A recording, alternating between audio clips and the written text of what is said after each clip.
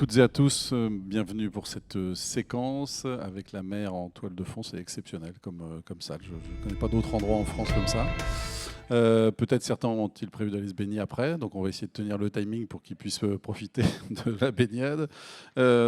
Alors, sous la contrainte du dérèglement climatique et face aux besoins d'électrification massive des usages, le verdissement des transports, du chauffage, de l'alimentation et la décarbonation de l'industrie, il est urgent de diversifier davantage le mix énergétique et d'accélérer le déploiement des énergies renouvelables. Celles-ci sont en effet indispensables pour atteindre la neutralité carbone à l'horizon 2050. Si on parle de la Bretagne, à l'exception de l'usine marémotrice de la Rance, la Bretagne était en 2000 un territoire quasiment vierge de tout moyen de production d'énergie renouvelable. Et depuis 20 ans, elle a en revanche beaucoup développé l'exploitation d'un mix énergétique qui repose sur des ressources renouvelables, le bois, les énergies éoliennes, hydrauliques, solaires, et puis des ressources de récupération. C'est l'Observatoire de l'environnement Bretagne qui le dit d'ailleurs. Le bois, énergie et l'éolien terrestre restent les deux principales ressources exploitées. Mais comment accélérer alors que la région demeure fortement dépendante des importations d'énergie, puisque la production énergétique bretonne ne couvre que 10,6% des consommations. En tout cas, ceux qui sont à mes côtés ont une partie de la réponse. Vous avez déjà commencé à agir pas mal les uns et les autres. Je vous les présente. Joséphine Charpentier, directrice commerciale France de Celsius Énergie, spécialisée dans la géoénergie. Vous nous expliquerez tout à l'heure de quoi il s'agit. Marc Hirt, bonjour à vous. Vous êtes directeur général d'Ocean Winds, leader français de l'éolien en mer. Et puis au milieu, Thierry Vergniaud, bonjour à vous. Vous êtes directeur onshore d'Iberdrola France, producteur, distributeur et commercialise aussi de l'énergie en France, activité aussi dans l'éolien offshore. On va dire tout ça dans un instant. Votre carte d'identité aux uns et aux autres. On commence avec vous, Joséphine, Celsius Énergie. Tout à fait. Bonjour à tous. Donc tout d'abord, Cindy de Michel s'excuse. Elle devait être présente à cette conférence, mais elle a été retenue pour des déplacements professionnels. Donc c'est moi qui prends la parole aujourd'hui. Alors en quelques mots, Celsius Énergie, on est une start-up industrielle fondée en 2019. On développe des solutions de décarbonation pour les bâtiments en fournissant des systèmes de chauffage et de rafraîchissement basés sur la géoénergie ou géothermie de surface. Je reviendrai un peu plus tard sur ce dont il s'agit. On est aujourd'hui une centaine de collaborateurs répartis entre la France, l'Angleterre et les États-Unis. Et on a une vingtaine de projets en cours ou déjà réalisés. Voilà. Marc Hirt, la carte d'identité d'Ocean Winds. Et rapidement, donc Ocean Winds est la co-entreprise qui a été fondée par Engie et EDPR pour développer, maintenir, exploiter. Attention s'il vous plaît. Les conférences on y est déjà. Dans quelques instants. On y est. Veuillez vous rapprocher des salles. Merci. on est en avance. Donc pour développer et exploiter et construire des parcs éoliens en mer. Et on a une activité assez soutenue puisqu'on a 3 parcs en exploitation. Aucun en France, mais sur les 4 parcs en construction qu'on a aujourd'hui, il y en a 3 qui sont en France. Donc celui de Noirmoutier, au large de Noirmoutier et de Lisieux, celui au large du Tréport et de Dieppe, et puis une ferme pilote qu'on est en train de construire en Méditerranée, au large de Port-le-Cat. Donc sur les 4, c'est beaucoup. Donc on a un portefeuille de 16 gigawatts et une des caractéristiques qu'on a, et c'est important pour la Bretagne, et j'y reviendrai tout à l'heure, c'est qu'on est un des pionniers de l'éolien flottant. C'est-à-dire qu'on a depuis plus de 3 ans maintenant une ferme pilote en opération. Donc on est les seuls dans le monde. Et donc on a une expérience assez forte avec une participation dans un industriel qui conçoit les plateformes et les flotteurs sur lesquels les éoliennes sont mises, qui s'appelle PPI. Voilà pour la... Vous expliquerez la technologie tout à l'heure. Thierry Vergniaud, quelques mots sur Iberdrola. Donc Iberdrola en Bretagne, c'est une entreprise espagnole, c'est ça, Iberdrola? C'est une entreprise internationale dont une partie de l'activité se passe en Espagne. Donc on a 20% de l'activité de notre groupe qui se fait en Espagne. On a 80% qui se fait à l'extérieur de l'Espagne. Donc nous sommes un groupe international qui développe tout son savoir-faire dans le cadre des énergies renouvelables, aussi bien au niveau de l'éolien que du photovoltaïque. On a également des barrages. Donc en fait, nous sommes le leader mondial des énergies renouvelables puisque nous sommes parmi ceux qui avons pensé en premier que ces orientations étaient les bonnes orientations au niveau énergétique. Et nous avons une expérience qui est cumulée de 170 ans sur les énergies renouvelables. Je vais faire juste un petit focus sur l'activité qui est en France. Nous avons notre vaisseau amiral. Quand je vois cette salle, bon, on ne le voit pas d'ici, mais en tout cas, notre vaisseau amiral, c'est le parc de Saint-Brieuc. C'est mes collègues de la partie offshore qui s'en occupent. C'est un parc qui va être mis en service en fin d'année de 496 mégawatts, de 62 éoliennes, qui a été réalisé complètement par le groupe, et donc c'est la plus grosse partie que nous avons. Après, derrière, on développe des parcs éoliens. On a à peu près 120 mégawatts. On y revient tout à l'heure, si vous voulez bien. On reviendra tout à l'heure sur l'avenir. On va essayer d'expliquer et de comprendre un peu les technologies que vous proposez les uns les autres, comment vous êtes aujourd'hui implanté effectivement en Bretagne, mais surtout comment on va passer à la marche suivante. Joséphine Charpentier, d'abord, la solution géoénergie, géothermie, ça marche comment ? Oui, alors géothermie, on en parle beaucoup. Oui, tout à fait. Donc la cette géoénergie, c'est le terme qu'on peut utiliser pour désigner la géothermie de surface, donc qui s'intéresse aux 200 premiers mètres sous nos pieds. Les particuliers ont chez eux. Ça peut être les particuliers, ça peut être aussi au niveau de bâtiments collectifs, de bureaux, ou même des quartiers, des écoquartiers. Donc c'est l'avantage d'une solution qui est finalement adaptable aux différentes échelles. Donc comment est-ce que ça marche ? Le principe, c'est d'utiliser le sous-sol comme une batterie thermique. Concrètement, on va créer une connexion, une prise à la terre, qui va nous permettre, via l'intermédiaire d'une pompe à chaleur, d'extraire en hiver la chaleur du sol pour venir chauffer les bâtiments, et à l'inverse en été, d'extraire la chaleur du bâtiment pour le rafraîchir et de la réinjecter dans le sol. Et en fait, on aboutit à un système assez vertueux, puisqu'on arrive à faire du stockage intersaisonnier de chaleur pour, d'un hiver sur l'autre, avoir une réserve de chauffage pour le bâtiment. Comment vous stockez la chaleur ? Concrètement, on vient réchauffer la terre localement en faisant circuler de l'eau dans des tubes, tout simplement, qui échangent par simple conductivité thermique. Donc on est en boucle fermée, il n'y a pas d'échange de matière avec le milieu, uniquement des échanges de chaleur. Donc c'est une énergie pérenne. Complètement, donc c'est le gros avantage de la géoénergie. Pourquoi finalement s'intéresser à cette énergie ? Il faut se dire qu'au niveau français, un tiers de notre besoin énergétique est un besoin en chaleur. Et finalement, la géoénergie, ça apporte une solution locale, puisqu'on vient directement puiser au niveau des bâtiments en fonction de leurs besoins. Une solution pérenne, renouvelable, puisque la terre, voilà, le système reste pérenne dans le temps. Et une solution non intermittente également, ce qui est particulièrement intéressant par rapport à l'énergie renouvelable. Économique, sobre aussi ? Tout à fait. Économique, c'est l'énergie la moins coûteuse en opération. C'est celle qui est la plus efficace en termes d'énergie pour chauffer et rafraîchir les bâtiments. Très bien. Ensuite, on va peut-être parler maintenant de l'éolien offshore. Marc Hirt, comment ça marche très concrètement ? Bon, c'est assez simple, tout le monde connaît les éoliennes. Une éolienne offshore, c'est comme une éolienne, sauf que c'est sur la mer, posé sur le fond marin. Donc, c'est le même principe de fonctionnement. C'est le même principe de fonctionnement, c'est le vent qui tourne, enfin, qui fait tourner l'éolienne et qui fait tourner un rotor qui crée de l'électricité. Donc c'est assez simple. L'intérêt de l'éolien offshore, il est triple, on va dire. Le premier, c'est qu'on peut avoir des turbines qui sont très puissantes et très grandes, contrairement à l'éolien onshore où il y a quand même une limitation en termes de taille. Donc on envisage de construire des éoliennes, je vais vous donner un chiffre un peu technique, mais qui vont jusqu'à 24 mégawatts dans les quelques années qui viennent, ce qui est énorme et ce qui est à peu près 3 fois plus qu'une éolienne onshore, les plus importantes, voire plus, 3 à 4 fois plus. Ça, c'est le premier point. Donc une grosse puissance, on peut aussi faire des champs qui sont assez grands, hein, assez larges. Donc globalement, une grosse puissance. Le deuxième intérêt, c'est qu'au large, il y a beaucoup de vent et un vent qui est assez régulier. Donc en fait, les éoliennes offshore, elles tournent à peu près 2 tiers du temps. Elles produisent de l'électricité 2 tiers du temps. Et elles ont ce qu'on appelle un facteur de charge équivalent à une production à temps plein qui est de l'ordre de 50%. Ce qui est beaucoup plus que beaucoup d'autres technologies. Et donc ça fait un intérêt très fort, notamment quand on parle d'accélération. Hein, on y reviendra tout à l'heure, mais accélérer, ça veut dire essayer de produire beaucoup et vite.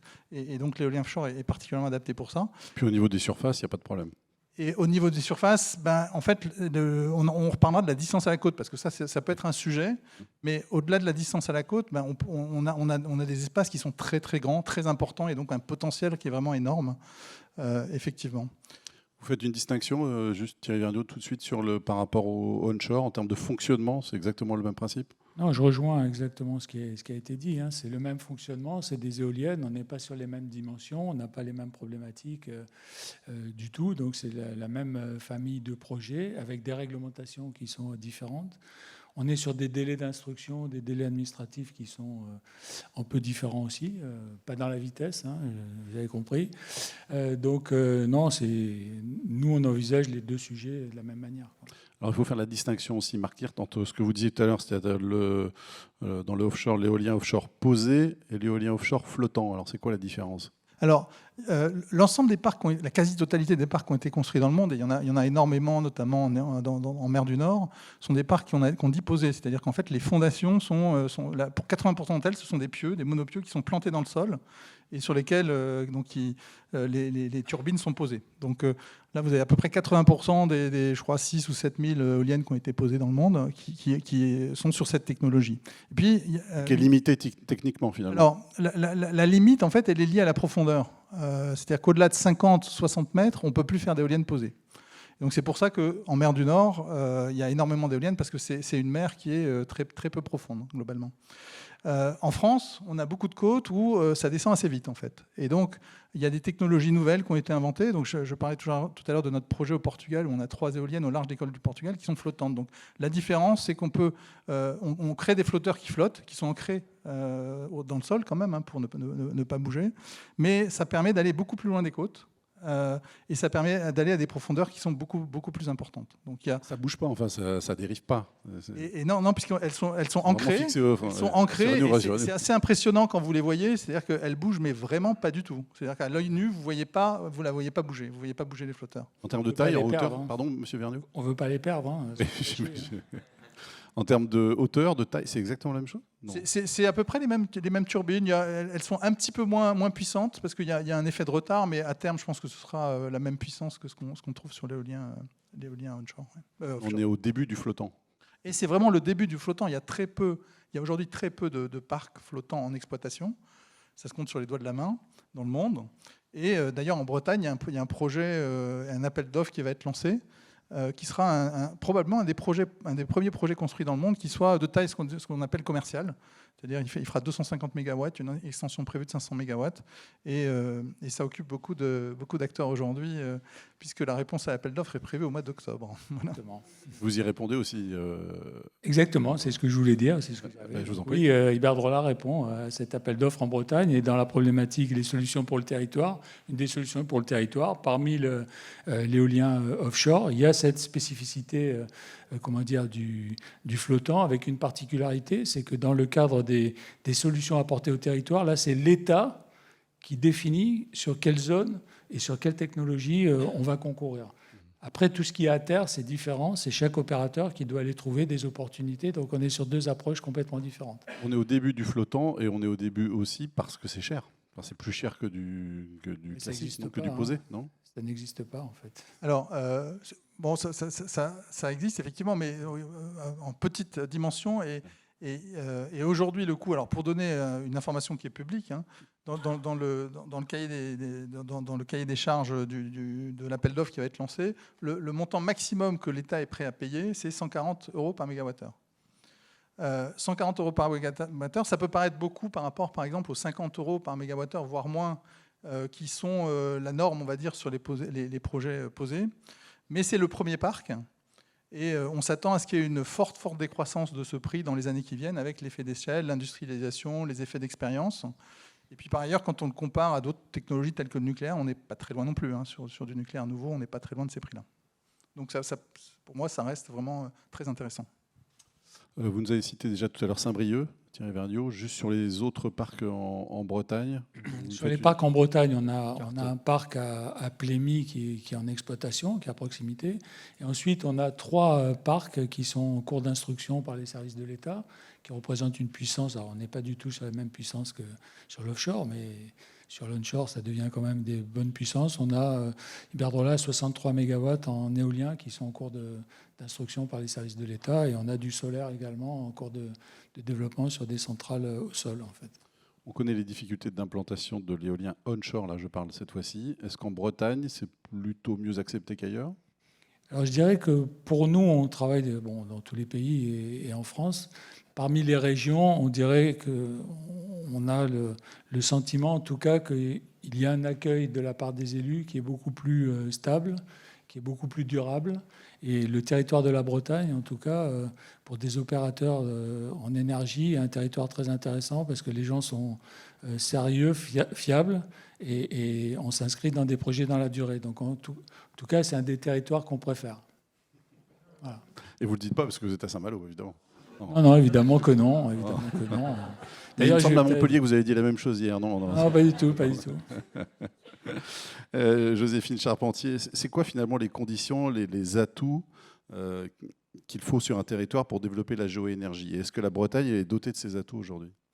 Alors finalement, en fait, on se rend compte que la très vaste majorité du territoire français est adaptée au déploiement de projets de géoénergie. Le Bureau de recherche géologique et minière a publié une étude récemment montrant que 97% du territoire est compatible avec l'installation de systèmes de géoénergie. Et la Bretagne est particulièrement favorable, et ce à double titre. Le socle granitique sur lequel on se trouve conduit très bien la chaleur, donc c'est une roche qui a de bons échanges thermiques avec un système de géothermie. Et par ailleurs, c'est une roche qui se fore très bien, donc les coûts de forage et de mise en œuvre seront d'autant moins chers, d'autant moindres en Bretagne par rapport à d'autres régions françaises. Donc on pourrait aller beaucoup plus loin et beaucoup plus vite aujourd'hui pour le développer. Enfin, c'est votre souhait, j'imagine. C'est notre souhait, complètement. Oui, tout à fait. Aujourd'hui, c'est ce qu'on voit, c'est que le potentiel est là, existe, et finalement, il est sous-exploité par rapport à ce qui pourrait être. Ça a été souligné par le Haut Commissariat au Plan dans un rapport l'année dernière qui indique que la géoénergie, la géothermie de surface est une arme puissante pour la décarbonation et la souveraineté énergétique de la France. Assurer combien des besoins aujourd'hui? Alors, par exemple, à l'échelle du Grand Paris, il y a une étude qui a été faite qui montrait que les 2/3 des besoins en chauffage et rafraîchissement du Grand Paris pourraient être assurés par la géothermie de surface. Donc, on est vraiment sur une énergie non négligeable. Vous avez des exemples concrets d'implantation de tout à fait. solutions en Bretagne? Oui, tout à fait. Donc, on a mis en service l'année dernière une clinique de 7000 m² dans la ville de Planquette, donc clinique qui accueille des populations vulnérables de fait, donc où le confort thermique, le chauffage et la climatisation sont un élément clé de fonctionnalité, d'opérabilité du site. Et on a pu mettre en place un système intégral de géothermie qui assure donc la totalité des besoins en chauffage et en rafraîchissement du site. Et là, donc, on parle de finalement par rapport à une chaufferie gaz traditionnelle, divisé par 10 l'empreinte carbone du bâtiment. Et ça, c'est une clinique, mais qui fait combien en surface? 7000 m², voilà, qui peut accueillir 150 personnes environ. Et donc, on arrive à diviser par 10 l'empreinte carbone du chauffage et de la climatisation du bâtiment, et par 4 sa consommation énergétique. C'est-à-dire que c'est rentable aujourd'hui? Oui, alors c'est tout l'enjeu de la géoénergie finalement, c'est d'être un système qui a les coûts d'exploitation et d'opération les plus faibles, en contrepartie d'un investissement peut-être plus élevé à la base. Donc on est sur des temps de retour qui peuvent varier de l'ordre de grandeur entre 5-10 ans, suivant les hypothèses de prise. Et c'est valable aussi dans des milieux urbains denses, on peut l'installer? Oui, complètement. Ouais, donc là, l'exemple de Planquette est un exemple dans une zone, on va dire, peu dense et dans un exemple de construction neuve. Mais la solution peut aussi être déployée pour la rénovation énergétique des bâtiments, qui est un sujet clé aujourd'hui quand on sait que pour chaque bâtiment qui se construit, 5 doivent être rénovés énergétiquement. Donc il faut vraiment pouvoir adresser la rénovation aussi bien que la construction neuve. Et c'est là que Celsius Energy est porteur de solutions novatrices qui rendent la rénovation thermique en milieu dense possible. On a notamment développé une technologie de forage incliné. Donc au lieu de venir forer et d'implanter des sondes verticales comme ça se fait traditionnellement en géothermie de surface, on peut venir forer en incliné à partir d'un point unique, ce qui nous permet pour les bâtiments existants d'aller rendre accessible le volume de terre qui est aujourd'hui sous le bâtiment, qui n'était donc plus accessible en géothermie classique verticale. Et là, on débloque ce potentiel et donc on peut, dans le cadre de rénovation énergétique, rendre la géothermie tout à fait pertinente. C'est ce qu'on a fait sur le siège social d'Optique 2000, du groupe Audioptique, où on a remplacé la chaufferie gaz par un système hybride de géoénergie, et ce qui a permis aujourd'hui de diviser par 3 l'empreinte carbone du bâtiment. Thierry Vergniaud, vous allez peut-être me confirmer ces chiffres, en tout cas déjà ce constat. La Bretagne, ça a été l'une des pionnières dans le développement de l'éolien terrestre en France. Les chiffres que moi j'ai trouvés, c'est que la part nationale du grand éolien breton s'est réduite de 13% en 2005 à 6% aujourd'hui. C'est la réalité, ça. Comment vous l'expliquez? Oui, c'est la réalité, parce qu'il y a un fort développement. On a beaucoup de petits parcs, des parcs de petite taille qui ont été construits et avec un principe de construction qui a été assez régulier. Donc en fait, c'est une des régions parmi les plus intéressantes de France, peut-être moins dotée évidemment que les Hauts-de-France. La part baisse aujourd'hui, c'est parce qu'il y a un parc qui vieillit aussi, parce que la Bretagne a été précurseur, mais aujourd'hui le parc vieillit, il faut le remplacer. C'est pour ça qu'aujourd'hui... Alors quand les parcs vieillissent, en fait, on ne les remplace pas, on fait ce qu'on appelle du repowering, on reconsidère la mise en place des turbines. On les change par l'évolution des turbines. On est presque, enfin, je disais tout à l'heure, par rapport à ce qu'on envisage dans la taille de turbine, de ce qui peut se passer sur l'offshore, on est sur des évolutions de puissance et des évolutions de machines. C'est un peu le même type d'évolution que l'informatique ou la téléphonie mobile. Ce qui a été installé il y a 15 ans, on arrive au bout de 15 ans à la fin des contrats d'achat. Donc, en fait, se pose la question de changer les machines. Donc, on change les machines, on en met moins, on les met plus puissantes. Il y a aussi des facteurs contraignants qui ont été modifiés en termes de radar, de hauteur. Donc, en fait, on réétudie les projets avec des projets qu'on peut lancer avant la fin des contrats d'achat et sur lesquels on peut optimiser et avoir des meilleurs rendements. Sur un territoire qui a été travailler dans le cadre de la concertation avec des élus, avec des propriétaires, sur lesquels c'est moins difficile de continuer à exploiter des parcs, sachant que la technicité des machines est bien meilleure. Elles sont plus grosses, elles sont plus puissantes et elles font moins de bruit. Voilà. Marc Hirt, voyons le potentiel aujourd'hui du développement de l'éolien offshore en France et en Bretagne. Quel est-il aujourd'hui? On le mesure par rapport aux objectifs nationaux? Oui, alors ce qu'il faut avoir en tête, il y a quelques éléments qui sont importants. Le premier, c'est que la France a besoin de capacités de production d'électricité supplémentaires par rapport à ce qu'on a aujourd'hui. Alors ça peut paraître un peu surprenant quand on sait qu'on a des programmes de réduction d'efficacité énergétique très importants qui vont jusqu'à 40%. Mais les besoins en électricité. Mais on a des besoins en électricité qui augmentent énormément parce qu'il y a des transitions d'usage. Par exemple, les véhicules thermiques, il y a encore 60% de l'énergie consommée en France qui est d'origine fossiles. Donc il y a un besoin d'accroissement de la capacité. Ensuite, on a un parc vieillissant de nucléaire, vous savez, qu'il faut remplacer.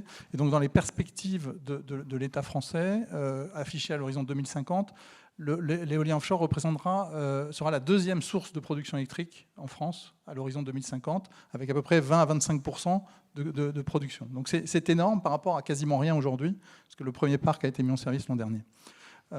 Et donc ça veut dire un accroissement et un nombre de projets très importants. Aujourd'hui, les zones qui ont été identifiées par l'État, qui font l'objet d'appels d'offres comme celle de Bretagne, les projets qui sont déjà en cours de construction et qui sont mis en service représentent 10 gigawatts. Donc sur 10 gigawatts, sachant que l'État veut minimum 40 gigawatts à l'horizon 2050, donc il faut trouver 30 gigawatts de plus. D'ailleurs, faire l'objet d'un débat public qui a été lancé et qui sera animé tout au long de la fin de cette année et de l'année prochaine. Donc, énormément de besoins de croissance, 30 gigawatts à trouver. Alors, quelle est la place de la Bretagne dans ce... Vous en doutez, la Bretagne a une ressource très, très importante, une surface côtière probablement la plus importante de France. Et donc, elle doit jouer un rôle important. Elle doit jouer un rôle important dans les prévisions qui sont faites par l'État aujourd'hui, qui ont été affichées dans le cadre du lancement de ce débat, ce qu'on appelle le débat sur les schémas de façade maritime. En fait, la découpe administrative en mer est différente de celle sur terre. Et en mer, on a ce qu'on appelle des façades. Et celle qui concerne la Bretagne, c'est la façade nord-atlantique, Manche-Ouest, donc qui correspond à peu près à la Bretagne et les Pays de la Loire, en gros, c'est ça. Et là, l'État a affiché des fourchettes pour la Bretagne qui représentent 6 à 9 gigawatts à l'horizon de 10 ans et 17 à 25 gigawatts à l'horizon de 2050. Donc c'est vraiment beaucoup. Ça fait combien d'éoliennes, ça, à l'appel? Alors, je pense qu'il ne faut pas compter en nombre d'éoliennes, mais plutôt en nombre de projets. Et nous, on préconise de faire plutôt des gros projets, plutôt loin des côtes. Voilà. Et en gros, on préconise de faire des projets qui font entre 2 et 4 gigawatts. Donc c'est beaucoup, ça fait 2 gigawatts, c'est 4 fois Saint-Brieuc, mais plus loin des côtes. Pour atténuer loin, c'est quoi, minimum, pardon, plus loin, tout ça sera décidé par l'État, hein, mais nous on pense qu'il faut être à 30 km, 30-35 km des côtes pour que l'impact visuel, l'impact sur la pêche soit beaucoup plus faible, voilà, en gros.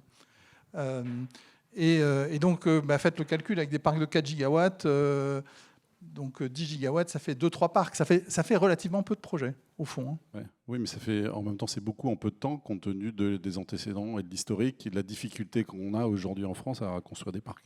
À nouveau, si vous les éloignez, si vous industrialisez, il y a beaucoup de choses qui ont été faites par le gouvernement pour accélérer et simplifier les procédures administratives. Donc on doit pouvoir aller plus vite. Les autres pays vont beaucoup plus vite. Je prends juste un exemple. TenneT, qui est l'opérateur qui exploite le réseau de transport d'électricité, l'équivalent de RTE en France, pour les Pays-Bas et une partie de l'Allemagne. Ils ont déjà lancé un programme de 28 gigawatts. Ils ont commandé 14 sous-stations. Les sous-stations, c'est les éléments qui récupèrent, des sortes de postes de transformation qui récupèrent donc l'électricité produite par les éoliennes. Donc ils ont déjà passé commande pour 28 gigawatts, donc 14 sous-stations de 2 gigawatts. Donc les autres vont vite et il faut qu'on accélère aussi.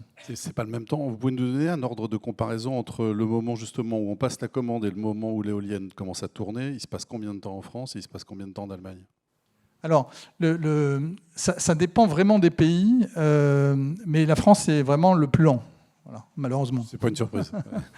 Mais on espère que ça va. Quoi? Non, mais on a un ordre d'idée aujourd'hui, c'est combien de temps à peu près? Ou Pour dans vous- le onshore, c'est pareil d'ailleurs. Pour vous donner l'exemple de Bretagne Sud, par exemple, l'appel d'offres qui va avoir lieu au mois d'octobre, là, le LORA sera désigné début 2024 et l'installation sera probablement en 2030, plus ou moins 1 ou 2 ans. Voilà. Donc ça fait, on pense qu'on peut y arriver maintenant en 6-7 ans. Là, vous prenez en compte les recours éventuels dans les 6 ans.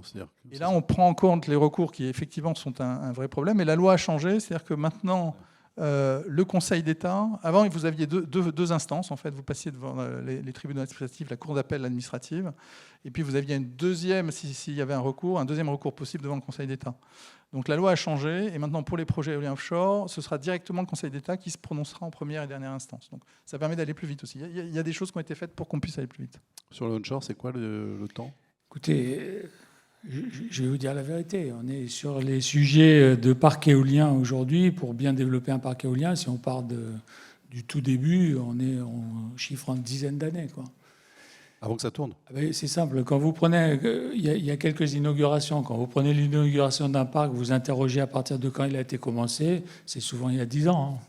Ça pose un problème parce que comment motiver une équipe municipale pendant 10 ans à prendre des coups? Ça, c'est dur. Hein. Parce que c'est 2 mandats. Hein.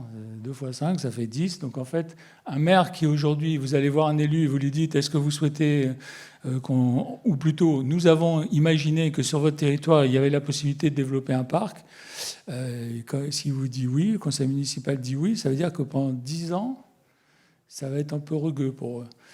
Pour un résultat à la fin où on va arriver à construire. Donc c'est à peu près 10. Et sur le photovoltaïque, les choses sont améliorées, mais elles ne sont quand même pas comme dans d'autres pays. Hein. Donc on est facilement sur des rythmes de 4 ans, 5 ans. On est à peu près en divisant de moitié. C'est l'ordre d'idée. Donc c'est un vœu pieux un peu quand même, les chiffres que vous nous annoncez ou les délais que vous nous annoncez, Marc Hirtounan. Quand vous nous dites en 10 ans, il faut combien? Vous avez dit 20, c'est ça? Oui. C'est ambitieux, mais on peut y arriver avec des grands parcs, c'est ça. C'est le point. Juste il faut vraiment tout faire assez vite, mais pour donner un point de comparaison, aujourd'hui, il y a eu dans les années 2011-2013, 6 parcs ont été attribués. Donc il y en a 3 en Normandie, il y a celui de Saint-Brieuc, et il y en a un donc dans les Pays de la Loire. Ces 6 parcs représentent en fait 6 parcs de 500 MW à peu près, ça fait 3 gigawatts. Si vous multipliez, si vous faites les mêmes parcs mais plus grands, et là ils vont être construits en 5 ans, ces 3 parcs, ces 6 parcs. C'est-à-dire que nous on a commencé, EDF est en train de terminer les 3 premiers parcs. Donc en 5 ans, on va construire 6 parcs de 500 MW. C'est pas compliqué en 5 ans de construire 6 parcs de 4 gigawatts. Voilà. Donc on peut y arriver. Thierry Berniaud, les parcs que vous avez en développement, en projet aujourd'hui, quels sont-ils? On a un parc à Plougna, Memintu et Carrien ici en Bretagne. C'est 3 parcs qui sont en cours d'instruction. Donc ça veut dire dans les 10 ans que j'ai dit, il y a déjà 3 ans de travail qui ont été faits. Après ces instructions, après c'est les recours. Donc après tout dépend de la volonté politique telle qu'elle est affichée. Mais je rejoins exactement ce que vous avez dit tout à l'heure. Il y a un besoin d'énergie qui a été défini et qu'on n'arrivera pas à produire. Donc en fait, il y a une espèce de double langage. D'un côté, on a besoin de cette énergie et il va bien falloir la produire de quelques installations. Donc en fait, il y a un double langage. Joséphine Charpentier, sur la géoénergie, comment on pourrait accélérer son déploiement, par exemple, à l'échelle d'une région comme la Bretagne? C'est quoi les conditions? Alors, je pense qu'aujourd'hui, il y a un vrai enjeu à fédérer, à rassembler les différents acteurs dans la chaîne de valeur. Vous n'êtes pas confronté, pardon, aux mêmes difficultés que pour l'éolien pour installer ce type de... Non, on a l'avantage solution. d'être sur des temps, des projets beaucoup plus courts, d'avoir un cadre réglementaire également favorable qui nous permet d'accélérer. Voilà, si je reviens sur les projets que j'ai cités précédemment, à Planquette et le siège social d'Optique 2000, on est sur des travaux qui se sont étalés sur moins d'une année. Donc voilà, c'est des choses qui sont actionnables plus rapidement. C'est la chance qu'on a. Donc comment aller plus vite? Je pense qu'il y a cet enjeu à rassembler les différentes parties prenantes du problème, depuis les maîtrises d'ouvrage, qu'elles soient privées ou publiques, en passant par les professionnels de la géothermie, les maîtrises d'œuvre, les financeurs également. Il faut qu'on arrive à mettre tout le monde autour de la table et qu'on trouve ensemble des solutions.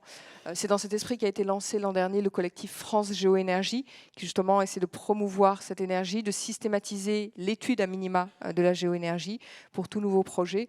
Et c'est par là qu'on va finalement arriver à mieux exploiter le potentiel qui a été défini et qui est connu pour la France.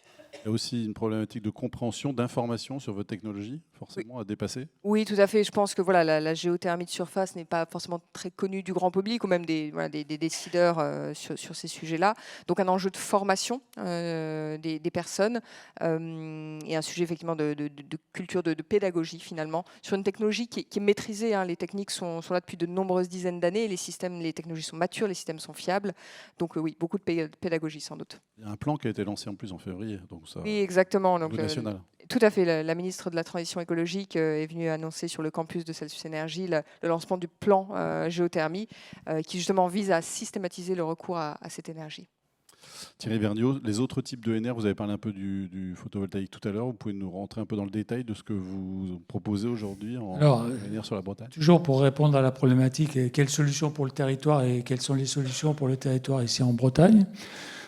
On développe également le photovoltaïque. Donc, il y a différentes familles de projets. Il y a sans doute des projets qui peuvent être spécifiquement fléchés et accélérés ou développés ici sur la Bretagne. Donc, sur le photovoltaïque, il y a d'abord le photovoltaïque au sol, sur des délaissés d'autoroutes, sur des délaissés ferroviaires, sur des délaissés de carrières. Donc c'est quelque chose qui a été déjà engagé, qui a été recherché, les cartographies. Il y a pas mal d'opérateurs, donc il y a des possibilités qui sont assez intéressantes. Après, il y a ce qui est le photovoltaïque flottant. C'est-à-dire qu'on peut faire des centrales photovoltaïques sur des lacs, sur des gravières, de l'ordre de 15-20 mégawatts. Il y en a qui existent déjà. On a des projets en cours de développement. Il y a une spécificité, c'est que sur ces surfaces, il n'y a pas de conflit d'usage ou il n'y a pas de... il y a une particularité un peu réglementaire. Et en fait, en mettant des panneaux solaires bifaciaux, vous avez une production à l'hectare utilisée, flottant, qui est assez bonne. Donc c'est quelque chose qui se met en place avec différents types de flotteurs. On arrive même à développer des projets sur des bassins, des bassins réservoirs d'eau qui ont une utilité pour l'alimentation, disons, ou pour boire, pour mettre dans le circuit. Donc tous ces sujets-là, ils sont regardés. Il y a une autre problématique qui est un peu spécifique à la Bretagne, mais d'autres régions, c'est que le photovoltaïque peut permettre de réutiliser des zones de captage sur lesquelles l'agriculture est un peu difficile à continuer, où il y a une réglementation particulière. Donc en relation avec l'ARS, en fait, il y a quelques zones de captage sur lesquelles on peut avoir un développement.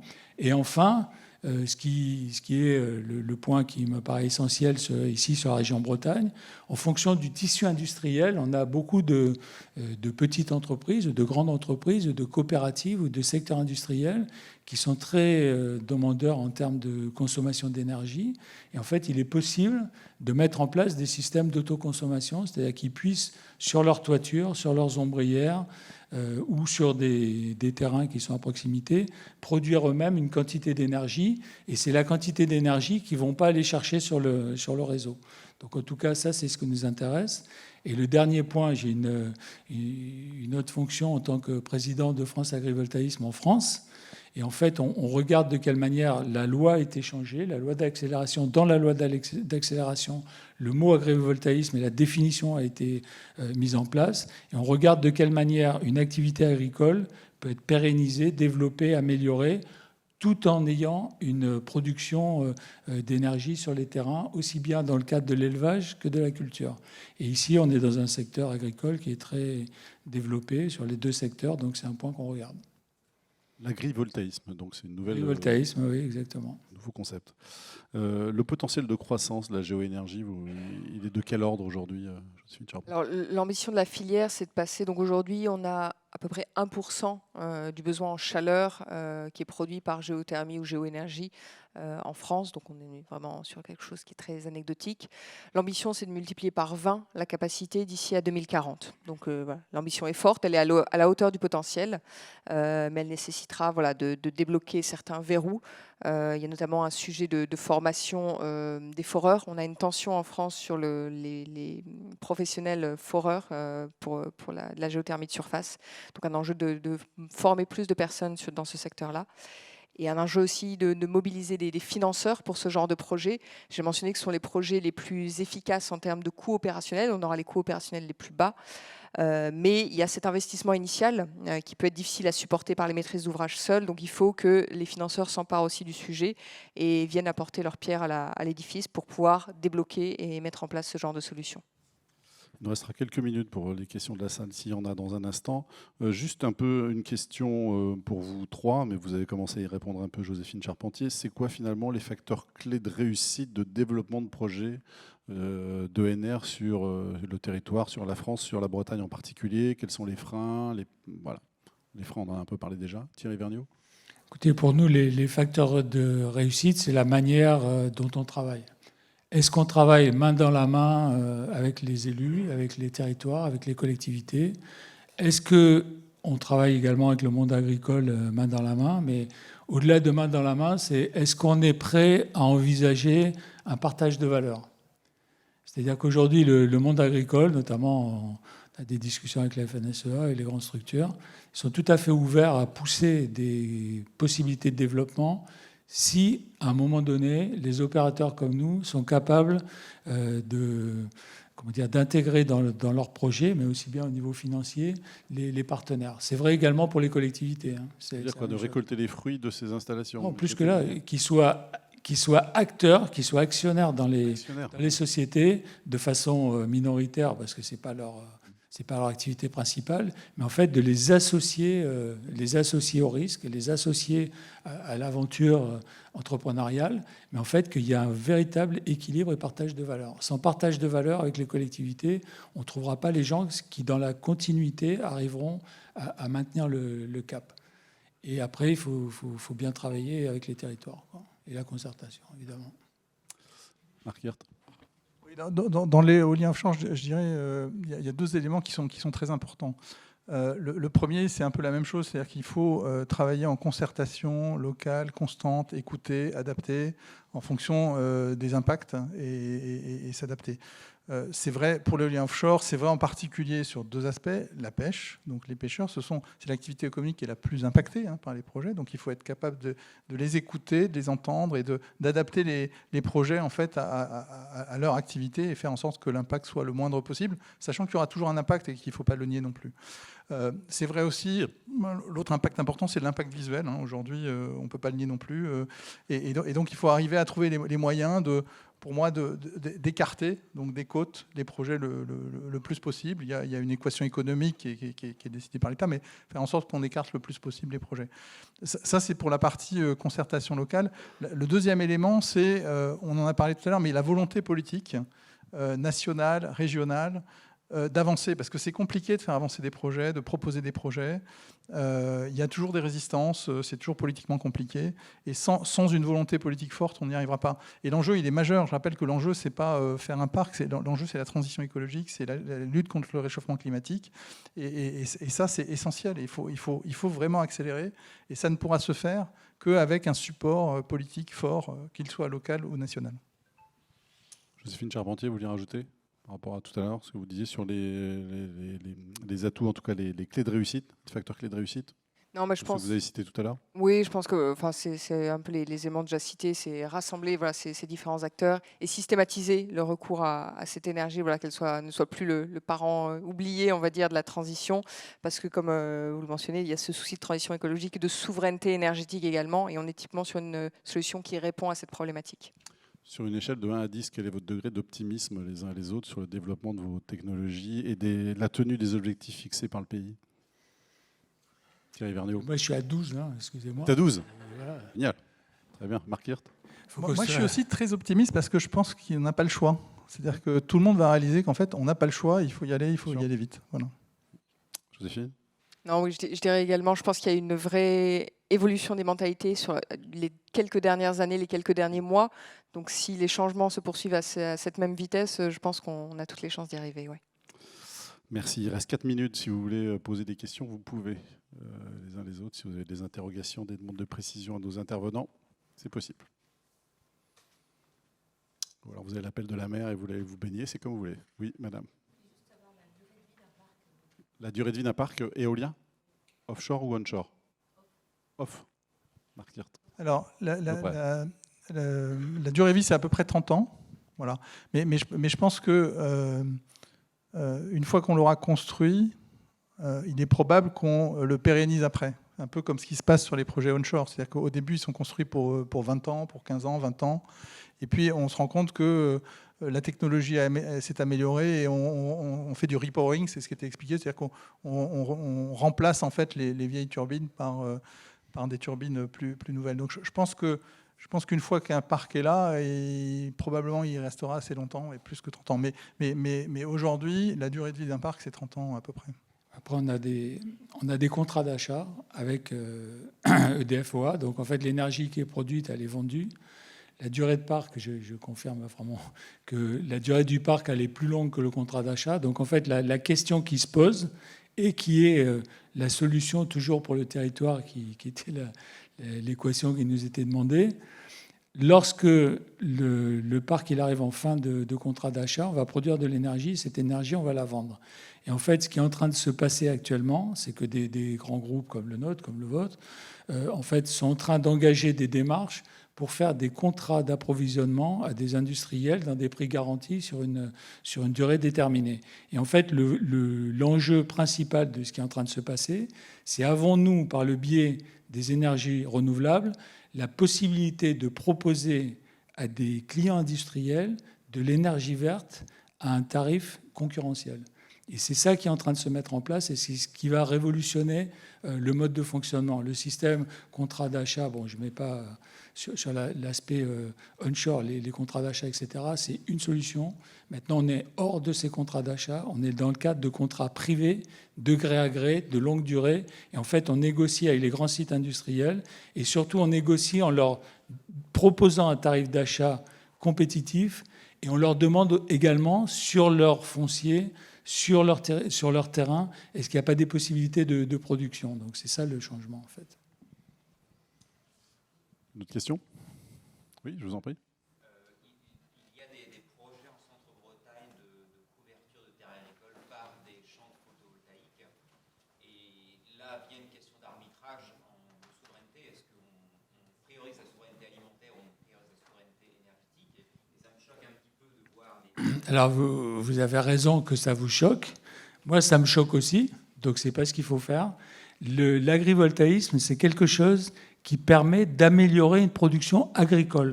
Un terrain agricole, tous les projets, oui, mais les projets qui sont annoncés comme ça sur un terrain agricole, vous allez voir un agriculteur, vous lui dites, voilà, tu restes au coin de ta cheminée, tu lis le journal, nous, on va te donner un loyer de temps et tout, c'est des projets qui ne sortiront pas. Les services de l'État, la loi, il faut qu'il y ait une amélioration du rendement agricole, il faut qu'il y ait des études agronomiques, on ne fait pas n'importe quoi, n'importe comment. Il y a une espèce de bulle spéculative qui est en train de se mettre en place, qui ne va pas tarder à éclater. Votre remarque, elle est tout à fait justifiée. En tout cas, l'agrivoltaïsme, ça n'est pas ça. Et ces projets-là, ils sont mort-nés, ils ne sortiront pas. Une question, madame, je vous en prie.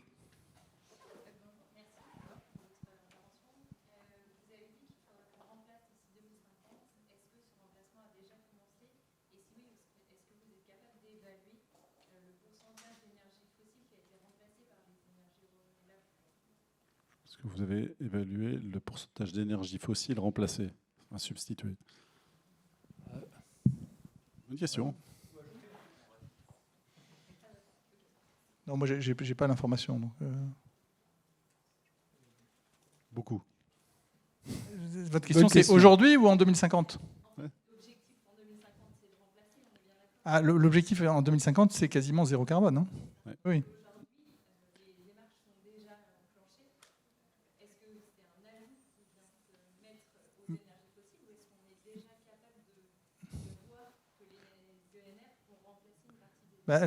Ce qui se passe, c'est que vous avez à peu près 60% de la consommation d'énergie en France qui est fait à base d'énergie fossile. Donc ça reste majoritaire. Et ces 50%, il faut les faire disparaître. Ces 60%, il faut les faire disparaître. Il y a deux moyens pour les faire disparaître. Consommer moins d'énergie, donc baisse d'efficacité énergétique. Là, les chiffres qu'on donne, c'est des baisses de l'ordre de 40% de la consommation totale. Mais ça ne suffit pas. Il faut remplacer donc l'énergie fossile par d'autres énergies, d'où la nécessité de produire plus d'électricité, d'avoir des énergies alternatives comme la géothermie. Et on est sur ce chemin. On est sur ce chemin, mais on n'y va pas assez vite. Oui. Merci à tous les trois pour vos éclairages. Merci. Merci beaucoup. Merci. Merci à vous de votre présence et bonne soirée. Merci. À demain pour la suite du FEB.